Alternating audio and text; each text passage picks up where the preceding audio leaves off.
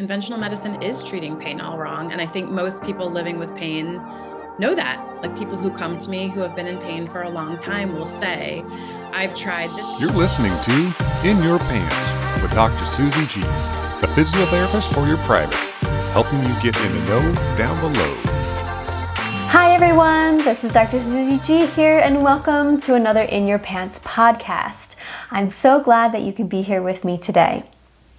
On today's show, we are going to be diving into the deep oceans of pain using a biological, psychological, and social cultural framework. And to help me do this, we have very special guest, Dr. Rachel Zoffness.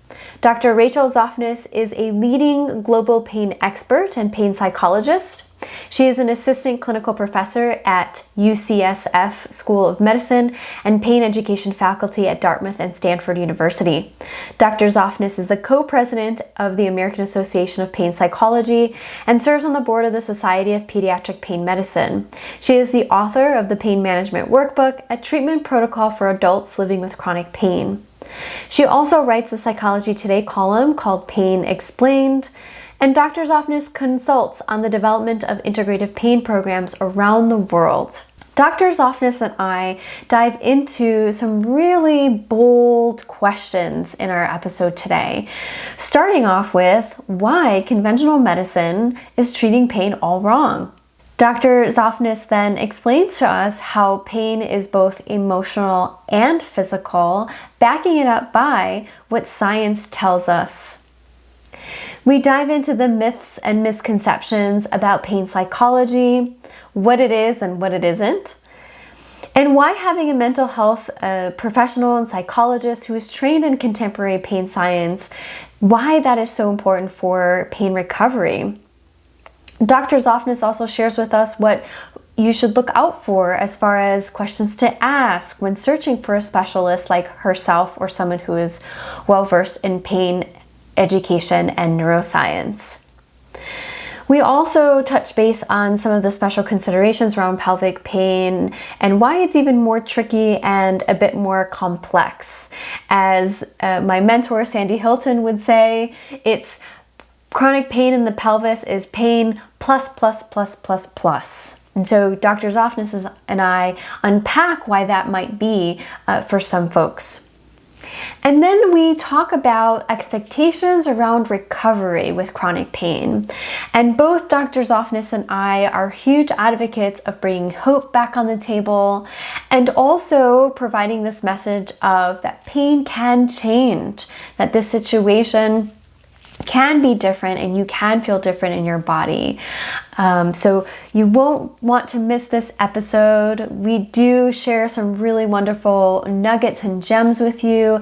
And Dr. Zoffness also shares brilliant nuggets and exercises, practical exercises that you can use right away. And those are taken directly from her pain management workbook. All the links to the resources in the show will be in the podcast show notes and also linked in the description on YouTube in the comment section below as well. So I hope you enjoyed the show. Dr. Rachel, thank you so much for being on the show today. Thank you for inviting me. Well, we are going to actually dive in and be bold because we're going to start this conversation off with talking about why conventional medicine is treating pain all wrong.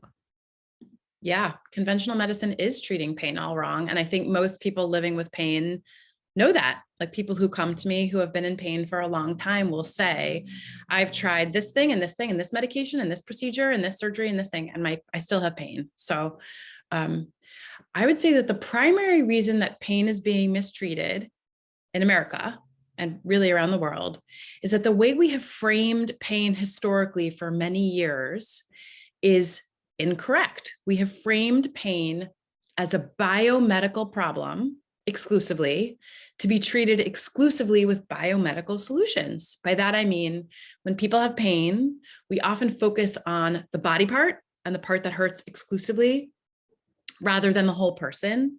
And as everybody knows, pain is complex and multifactorial. And what science actually tells us is that pain is never not ever purely biomedical. It's actually this like bigger monster of a word. It's biopsychosocial. And what that actually means is that there are, of course, biological components to pain. Nobody denies that that's true.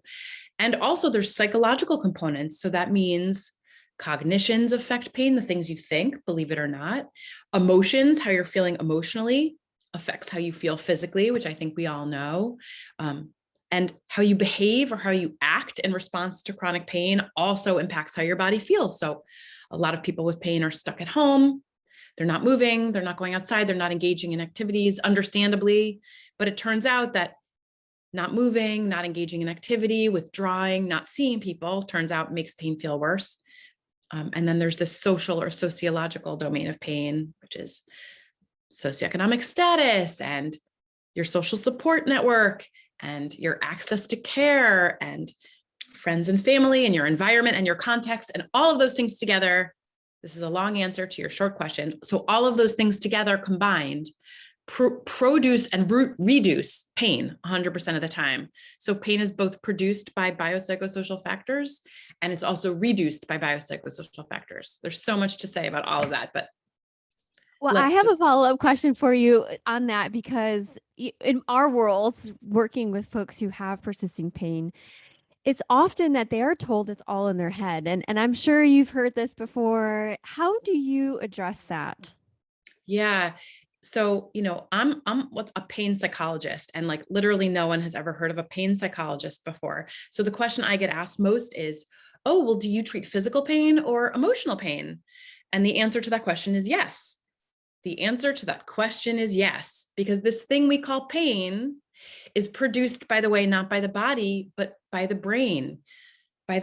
So people, yes, are told or given this message like it's all in your head, and like it's not all in your head, but it is actually in your brain. So, and the reason we know that, by the way, there's this condition called phantom limb pain where people will lose a body part, like an arm or a leg, and they'll continue to have pain in the body part that isn't there. So if you can have terrible leg pain in a leg that isn't there anymore, that tells us that pain can't possibly be produced exclusively by the body. It has to be constructed somewhere else. So neuroscience has shown us that that place is the brain. So what we do in pain psychology is we target the brain in addition to the body, because what a lot of doctors do is they treat the body, which is great, but also the brain needs to be treated too. So there is a lot of stigma around pain psychology for sure. And there is this messaging that like, oh, it's all in your head if you see a pain psychologist, but that's not quite true. It's brain and body working together all the time. And if we don't target the brain, we're not actually treating persistent pain.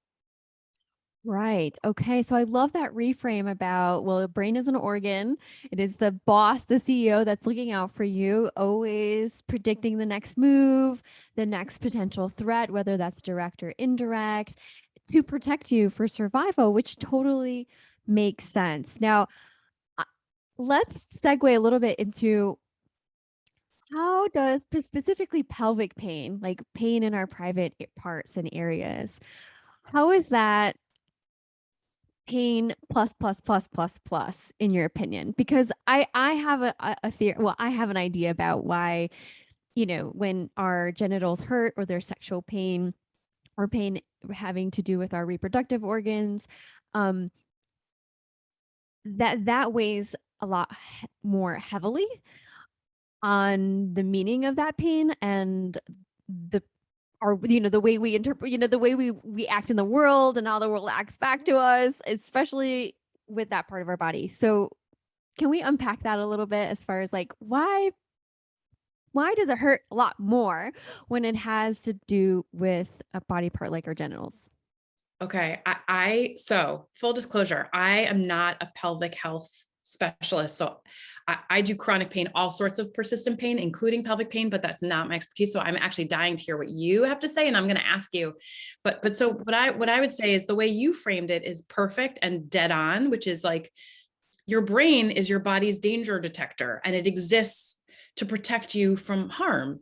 So when something happens to the body, the brain is just always on high alert in general, right? And it wants to know whether or not to make pain and how much. So your brain is sort of always performing this wonderful calculation, and it's taking into account all available information. So like context and environment and your emotions, like what's happening in that moment, and your thoughts, what are you thinking, and your perceptions and your beliefs about your body and your pain.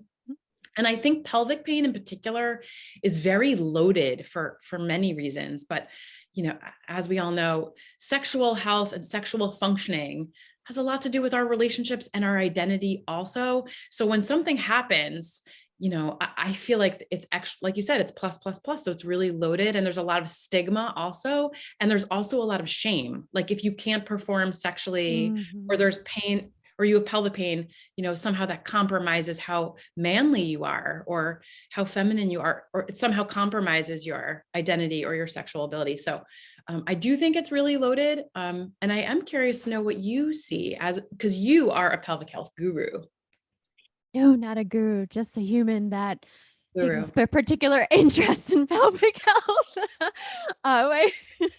But I agree wholeheartedly with you. Honestly, that's really my thoughts on your brain is weighing this part of your body a lot more than it would like stubbing your toe, for example, because this part of your body is used to receiving pleasure, and pooping, peeing, and sex are basic everyday functional necessities, activities that from an evolutionary point of view means a lot because that's part of survival.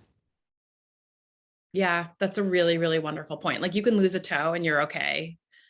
And also, technically you could lose a reproductive part and be okay too, but you're right. Yes. Evolutionarily, it matters more. So you're right. It makes sense to me that your brain might weigh that a little more heavily and might give like sort of amplify this danger message or this alarm signal to force you to pay attention.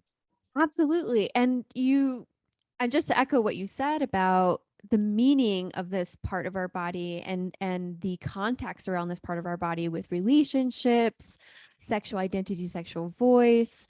And the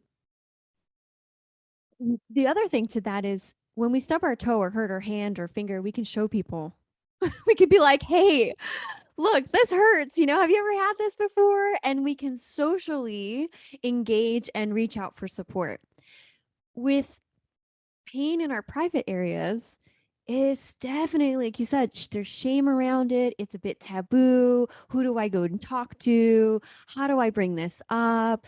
It's a very challenging layer in addition to not just dealing with pain, but on top of that is just having so many barriers to be able to express oneself, to express the pain. Pain expression is difficult to begin with anyway, but to express pain in a part of the body that has so much, in quote air quotes here, like embarrassments and shame and shyness and so forth, and then layer on that gender roles and dynamics and socially how that all plays out too. So Yes. You also are making me think of a really important factor that we should talk about, which is the role of fear and anxiety and stress in pain.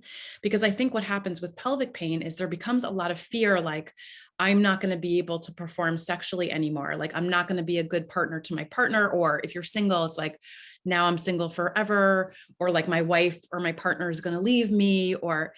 And also there's this general fear that we see with chronic pain in general, which is, this is never going to end. Like, am I ever going to get better? Is this pain ever going to end? And so I just want to say for a moment, there's this great irony with chronic pain. So if we think about stressors on human beings, it's like death of a loved one and moving across the country. And like, there's a lot of well-known stressors.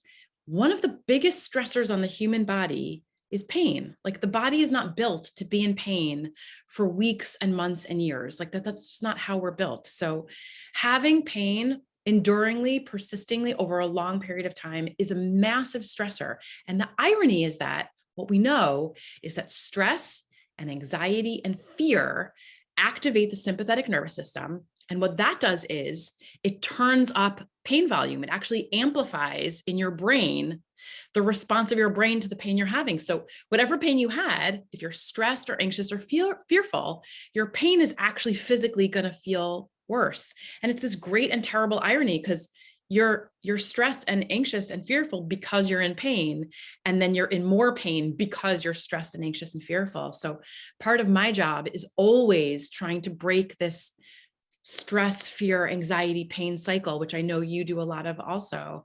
And what I find to be so helpful for that is exactly what you're doing, which is spreading pain education and teaching people how pain works and relocating pain from the part of the body, that's hurting to the brain, because we have to target the brain if we're going to ultimately target pain.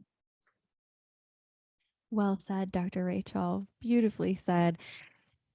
So that brings me to my question to circle back to, well, how is pain both physical and emotional? Can we unpack that a little bit more so that folks understand?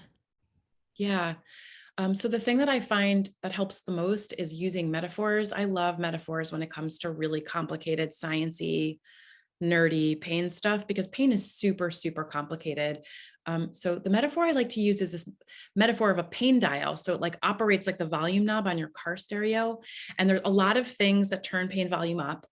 And there's a lot of things that turn pain volume down. So just to say, stress and anxiety is a thing that always changes pain volume for some of the reasons we were just talking about.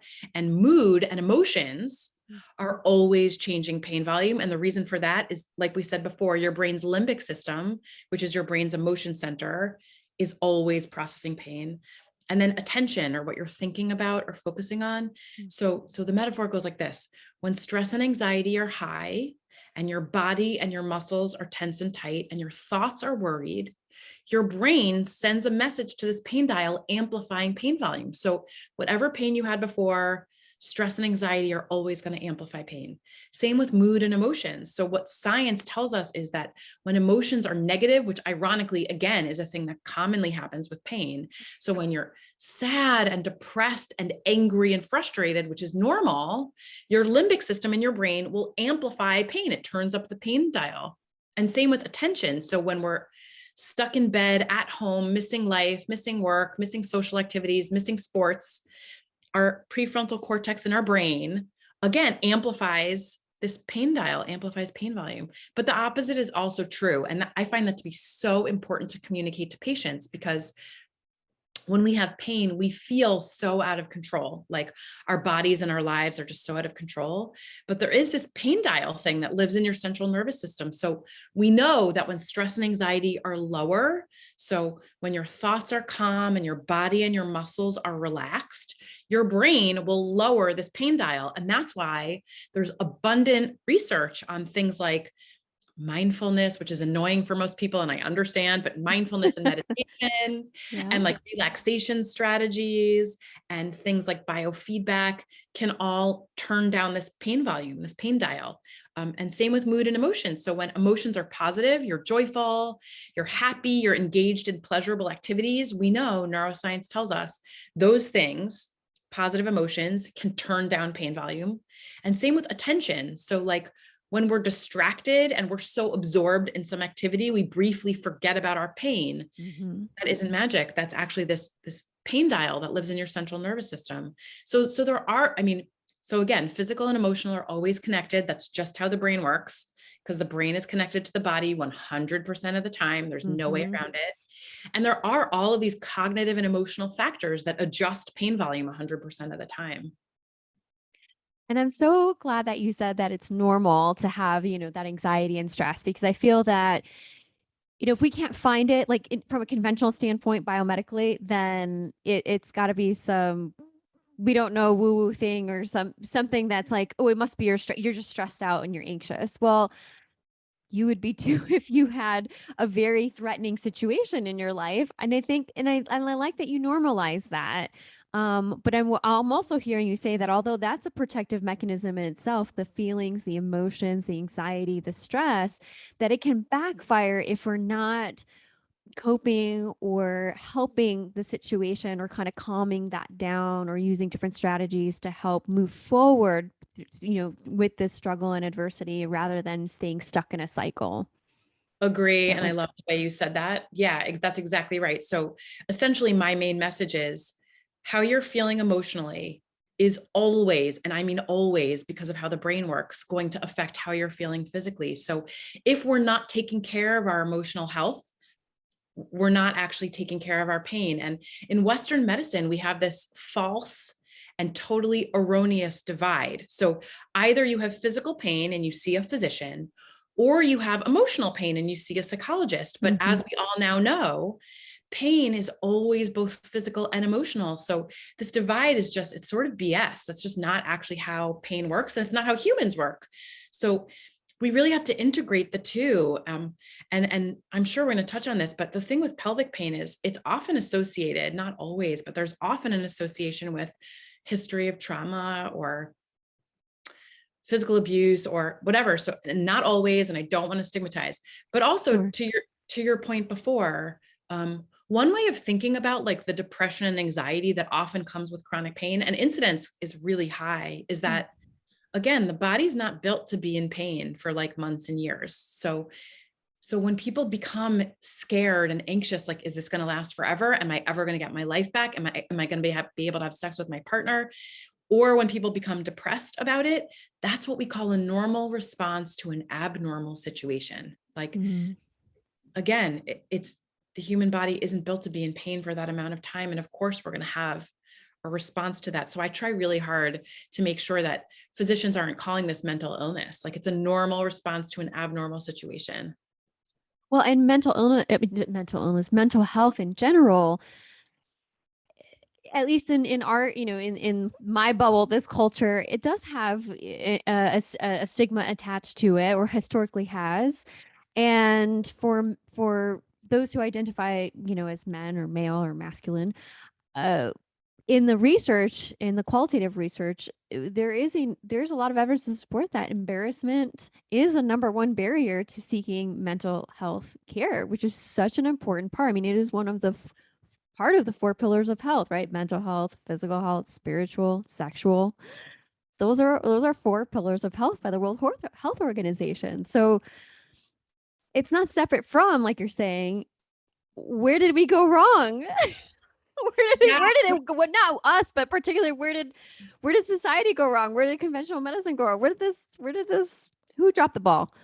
I know. I think about this all the time. I think Western medicine overly compartmentalizes just for the sake of for ease. Like, I have patients who come to me who have various types of body pain, and I am not exaggerating. I have patients who have 12 or more physicians to target various parts of their body because medicine isn't integrated. So it's like, as if your foot pain isn't related to your abdominal pain, isn't related to everything's connected in the human body. That's just how we're built.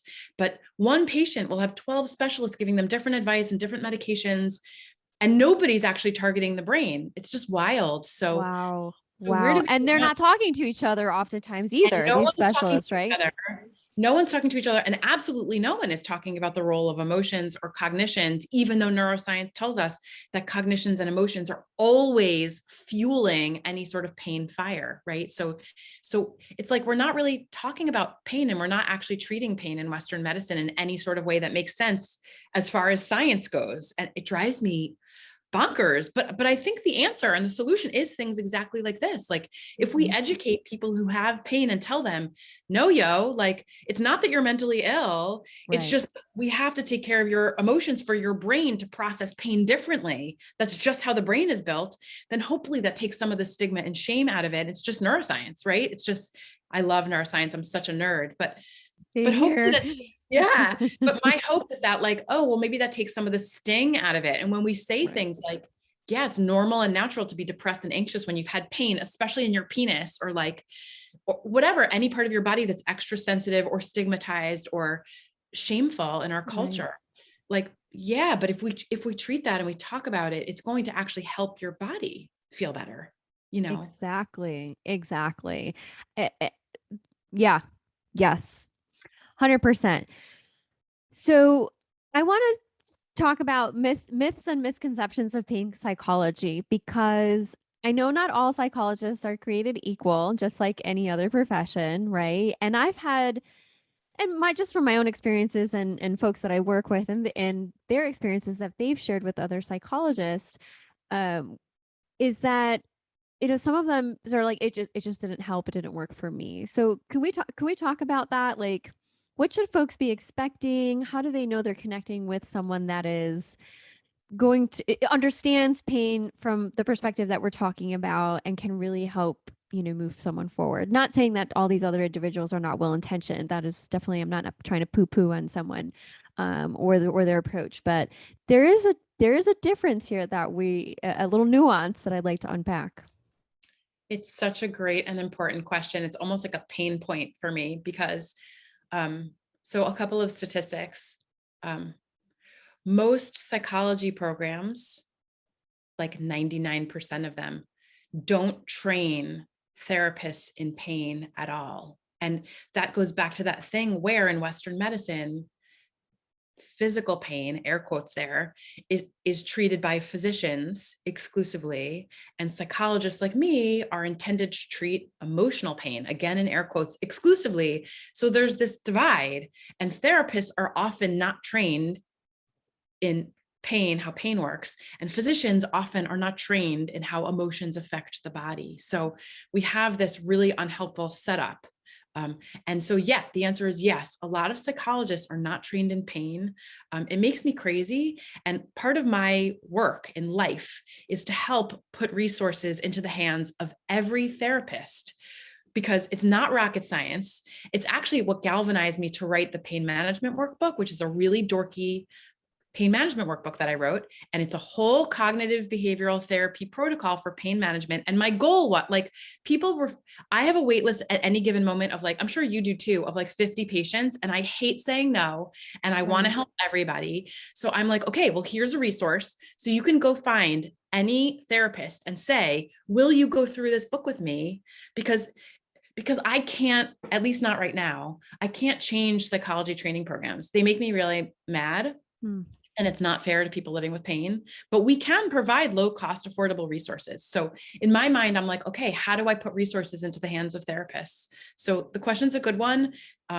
There's also a website called Psychology Today, and you can type in there like something like chronic pain, and you can find people near you who may have some expertise. But your question is, how do you know someone's a good therapist? So number one, you feel comfortable talking to them. That's like the most important piece. If you don't feel comfortable talking to the person across from you, doesn't matter what they're trained in, that's not the right fit for you. So that's thing one. Sometimes comfort comes with time. So I would say, like, go for a couple of sessions and feel it out and see if you feel like it's a fit. So that's thing one. Thing two is, I think it's totally okay for you to ask, like, hey, are you trained in pain? And most are going to say no. So I'm not saying that that's a deal breaker, because most people are not trained in pain, but that's a fair question to ask. And thing three is cognitive behavioral therapy, or CBT, as it's known, is an evidence-based treatment for pain. So there are therapists who are trained in cognitive behavioral therapy who might not be trained in pain, but I would say seeing a therapist who's been trained in cognitive behavioral therapy is a pretty good place to start, because they can use a CBT for pain protocol if they're already trained in CBT. That doesn't mean they're going to be the right fit for you, but those are some criteria, some like general framework. That sounds like a nice alternative too, if folks don't have anyone to connect with that are, have a specialty or an understanding of pain neuroscience in the way that we're talking about, that cognitive behavioral therapy might be another outlet or avenue. What are your thoughts on acceptance commitment therapy and pain? So for folks who don't know about it, ACT, or acceptance and commitment therapy, is a branch off of cognitive behavioral therapy. It was developed from this fund of knowledge that thoughts and emotions and physical sensations and behaviors are all intimately connected. I like ACT. I do not think it's this like panacea that folks are making it out to be. What I like about it is that it incorporates cognitive behavioral strategies into any pain management protocol, which, as you know, I'm biased. I think we should be doing that already. Yeah. I will say one thing I don't like about ACT. Like, I was trained in ACT as part of my training program a long time ago. And I only, like, later on, when I went down the pain rabbit hole, learned about its, people talking about it in the context of pain management. The one thing that gives me pause is there's this quote that's used in ACT all the time, that pain is inevitable, but suffering is a choice. And that makes me crazy. And I don't think that's true. As someone who has lived with chronic pain my whole life, that quote actually makes me mad. I think it's suggesting that suffering is a thing that's like the onus is on the patient. And like, if you're suffering, that's you're choosing it. And I just think that's such a like flipping a bird in the, like, it's just like flipping the bird to people who are suffering and living with pain. So there are things about ACT that I love, and there are things about ACT that I don't actually love. But I think it's very helpful, and some people find it to be exquisitely helpful for their pain. So for me, it's like the recipe is like, whatever works is great. Like, let's try all the things. ACT is like phenomenal for some people with pain and not for other people with pain. So it's like, let's have that in our tool belt. And as providers, we can have those tools available for our patients. And as patients, they should have those tools to use for their bodies and their brains. But yeah, but no, it's not like one size fits all, you know?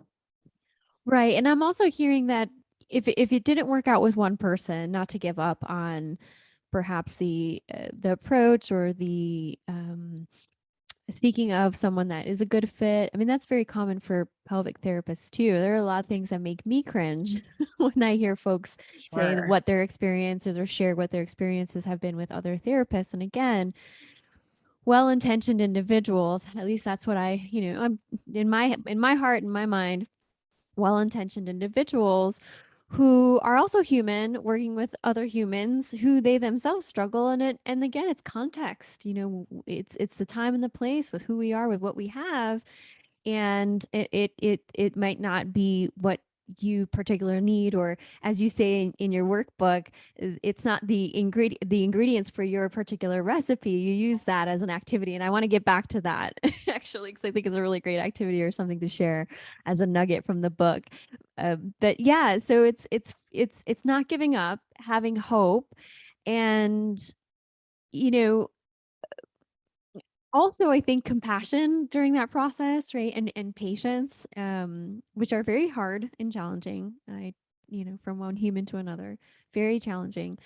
But having that space to navigate this very, very, treacherous journey, to get to the other side, because I do believe that people get better. People can feel well and recover, not just manage but recover. And again, that's time dependent as well, depending on where someone's at and all the other comorbidities and things that might be in that person's world and body. But I'm a firm believer of that people can get better, and people can have a quality of life that is meaningful and purposeful. Anyway, I don't know where I was going with that, but I emphatically agree with you. I emphatically agree with you. And I just want to reiterate that people absolutely can heal from chronic pain. 100% yes. Pain can change. And everyone knows if pain changes, that means pain can change. I just go around saying that all the time. Thank you. If pain changes, and everyone's pain experiences changes over the course of the day, over the course of the week, over the course of the month. If pain can change, that means pain can change, period. So yes, people can heal from chronic pain. That's absolutely agree. Well, and I'm glad we're talking about that and recovery, because, and I'm sure you have a lot of folks ask you, how long, am I going to be like this forever? And how long is it going to take for me to feel better, to recover? And I want to know, I would love to know what you tell your patients or clients, how do you address that as far as expectations around the process? Expectations are important and also hard to manage sometimes. So the answer is, as healthcare providers, we cannot make any promises about how long it will take. And I always say that to people who call me, that there actually is no answer, because every person who walks into my office is completely different. Their history is different. What they've been through is different. The treatments they've tried are different. Their body is different. Their brain is different. The factors that are amplifying their pain and contributing to this pain recipe are different. So there is no way to predict, but what I do actually tell people is, in my practice, there's this range of response time. So I was working with a teenager who had chronic pain and working with her parents also. And it took 6 sessions and her pain completely broke. And she like went back to life in soccer and was like totally fine. And I never heard from them again, which is great. And then I have patients in my practice who have like extensive histories of family trauma and abuse and a lot of other things going on, and their pain is lasting longer and they're with me for, you know, a longer period of time. So it really just depends. The answer is it just depends. It's a really annoying answer, but there's no, in fairness to our patients, there's really just no way to make a promise like that. Right. And I'm glad that you're saying that and being bold in saying that, because as a clinician and practitioner, it does bring up, just from my my experience of it, is it's disheartening, because the answer is, well, I just don't know. And we don't know, but what we do know is that there are many things that we can do to help reduce your pain. We just don't know how long that's going to take. Exactly right. And there is for folks who are and again, myself included, like hearing those words are like, well, I'll be damned, like I want to know that there's light at the end of the tunnel, right? Because we can endure, I mean, I can endure, I'll speak for myself, a lot of uncomfortable things knowing that it's short-lived. Right? Like I know, this crappy movie that I'm watching because somebody dragged me to is going to end in the next 45 minutes, right? Or what have you, right? And so it's going to end. With pain, persisting pain, that's the thing. And we've talked about that earlier in our conversation of like, sometimes it's random. It's like this threat lurking in the shadow. There's always this like anticipatory, like, it's going to come. It's going to get me right now. And so it's like, how do and I mean, collectively, like, how do we help to establish some mental capacity around that, especially when we're giving, clinicians are saying like, well, we really just don't know, because this is what we do know. And there's a lot that we don't know. And what we can do is be a support system and a guide during this very difficult time, but know that you can get better. I mean, I feel like, one hand, we're telling folks, yes, you can get better. There's hope. And at the at the other end of it, we're saying, well, we just really don't know though. Right. So I feel like sometimes there's that message that comes across to folks of like, well, you're telling me I can get better. I don't believe that I can get better. And like that reassurance piece that I think folks really need to hear and believe that they can get better. If that belief isn't there, or the buy-in isn't there, or they're just not, I guess, open to the process of embracing their experience in this way or an approach, then that can be like a rock and a hard place, or between a rock and a hard place, if I can say that cliche of a statement. But yeah, I'd love to hear your thoughts.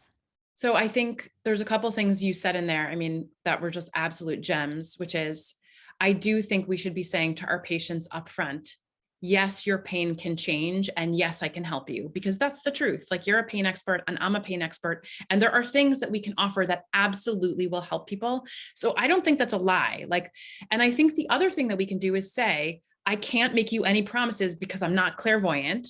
And like, that's also fair. You're just being honest. Like, I am a New Yorker, so I'm like very direct and very blunt, and it works for some people and not for other people. But I think it's totally fair to say, like, yes, pain changes all the time. Yes, I can help you. Yes, chronic pain is treatable and people get better. And I can't tell you when, because I just don't have that superpower. Like, that is, I think, a great and honest way of framing, what we do for patients. Like, we help them heal.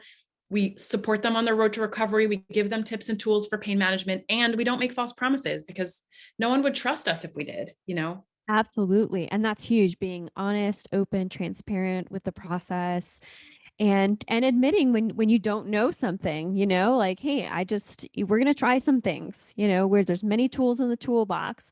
There isn't a one size fits all. And I'm sure that's in your practice too, right? Like you said, there's mindfulness, there's cognitive behavioral therapies, there's relaxation techniques, there's all sorts of tips and tricks and tools to help retrain the brain, to help them connect with their body in a more pleasant and positive way, and provide these positive messages of this can change. And whether or not it does change, I would say in a positive or negative direction, like you're saying, if it changes, then that's proof right there that it can change, whether it is in a positive or negative direction. It is information, but it's also proof that there is possibility and potential for things to really go in a very positive direction. Exactly right.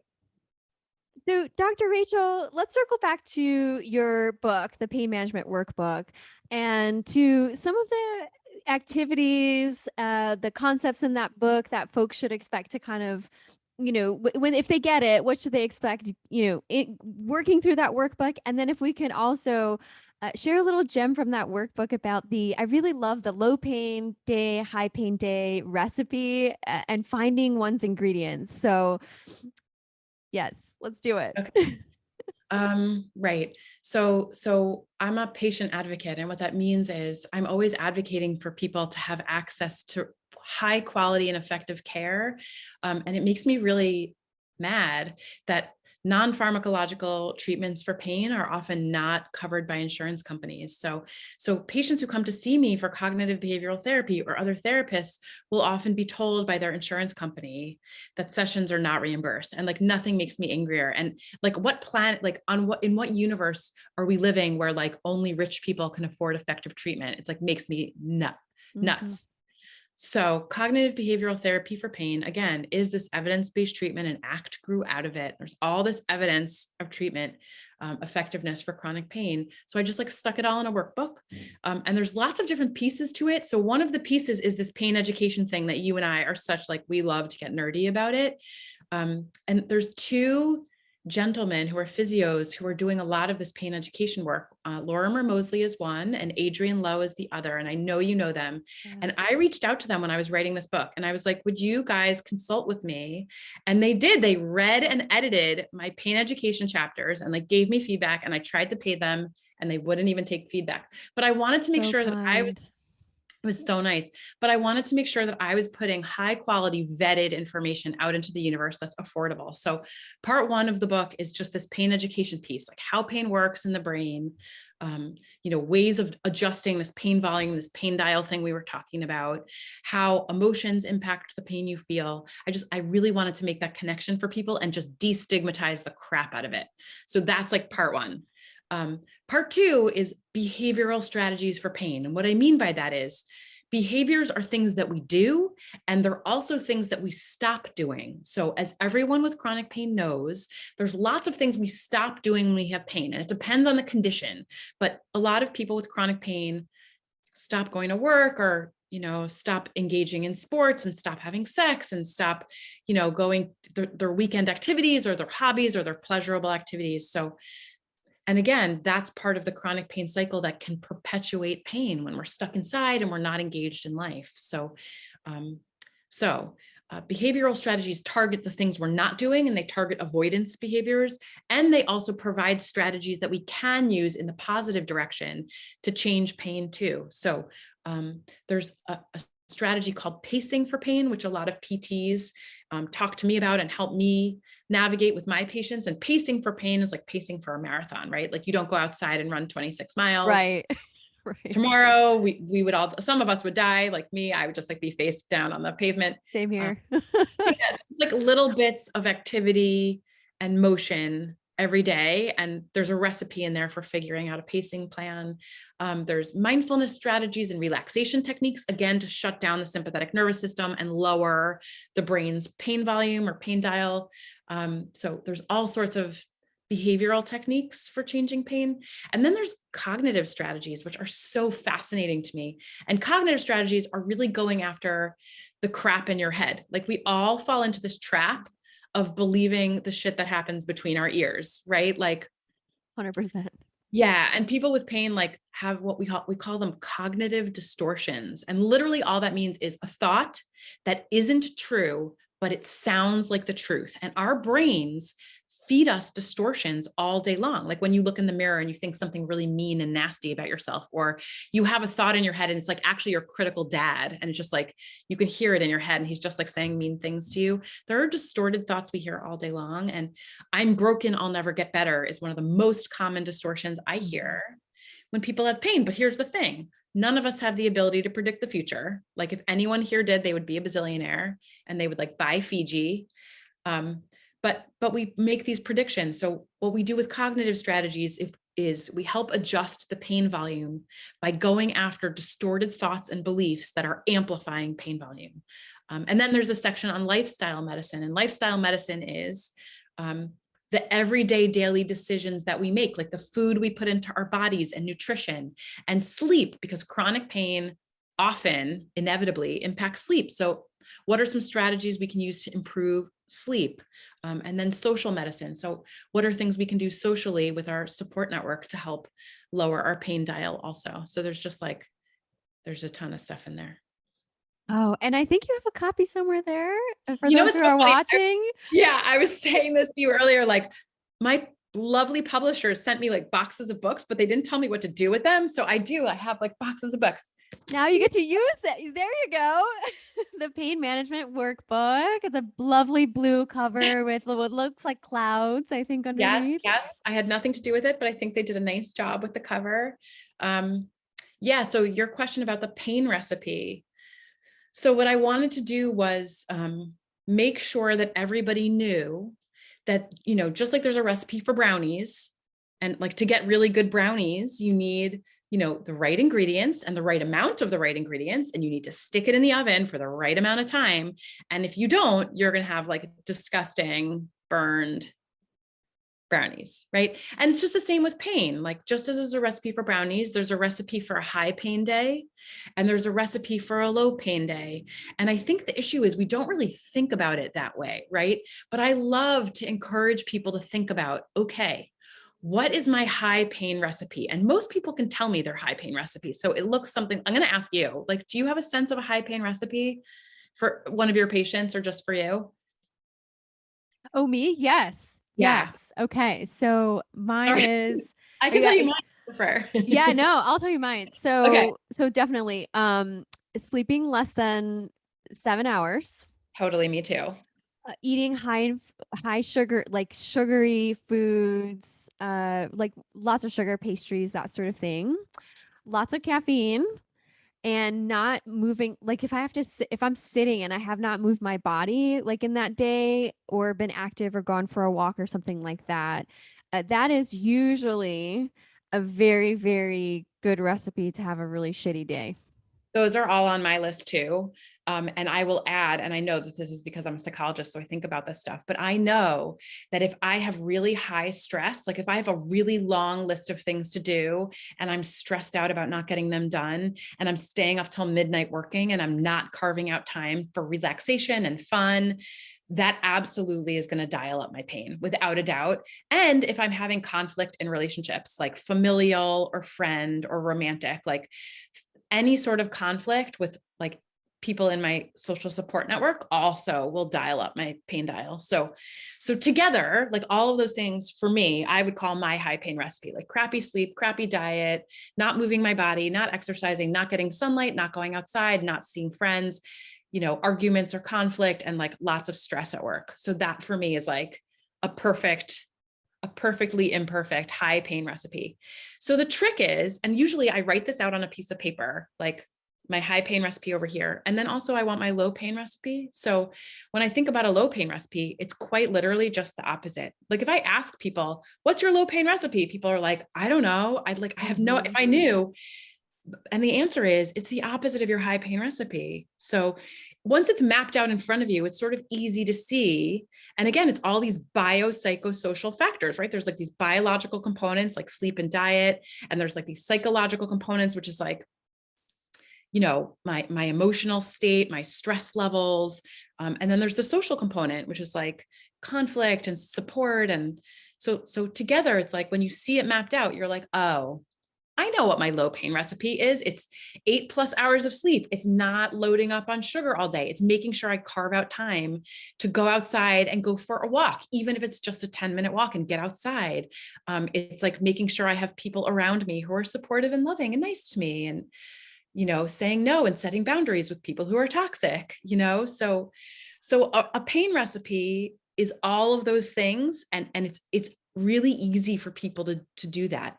So I encourage everyone to map out your high pain recipe because it will inform your low pain recipe. And then the next question is, how do I make today and every day more of a low pain recipe. What do I need to change in my life to stack the odds in my favor that I'm going to have a low pain day? I love it. And it's so practical. It's very practical, realistic, and based on that person's individual circumstances and life. It's not somebody saying like, you have to do this way, this many times, and if you're not, Right. then it's all your fault that you're in the situation, right? Which is Agree. what uncommonly happens too many times. Agree. So yeah, it's just a beautiful little activity. So I hope folks really, really take it on, have the courage to try it out and sit down with a piece of paper and their thoughts, which can be sometimes scary, right? To have it really reflect in that way, like a mirror. But again, without recognition or awareness, what options do we have then, right? When we don't have that awareness. So awareness, I think, is a really big thing, is what I'm hearing too. Just being aware. Yep. Great. Well, Dr. Rachel, I've had such a great time on this with this conversation with you, and honestly, such wonderful nuggets and wisdom and passion. We really do need to have more conversations like this across the board, across professions, and just getting on the same page, and really helping folks have really good, healthy, not painful lives. And it is possible. We're just not doing it. We're doing it all wrong. Like we started this whole conversation, right? Doing it all wrong. Right. But again, if pain changes, then pain can change. So this is a really good place to start. That's right. That's right. Oh, well, Dr. Rachel, how can our listeners and viewers connect with you if they wanted to? Right. So I have a really nerdy website. It's just my last name. It's zoffness.com. And I should say on that website, if people are interested in this pain science stuff, there's a resources page with like a crap load of free resources. And I've been putting it together for like a decade. So there's a ton of articles on how pain works. There's lists of books. There's free guided audio. I made sure to list free ones. There's podcasts. There's just like a ton of stuff. So that's an option.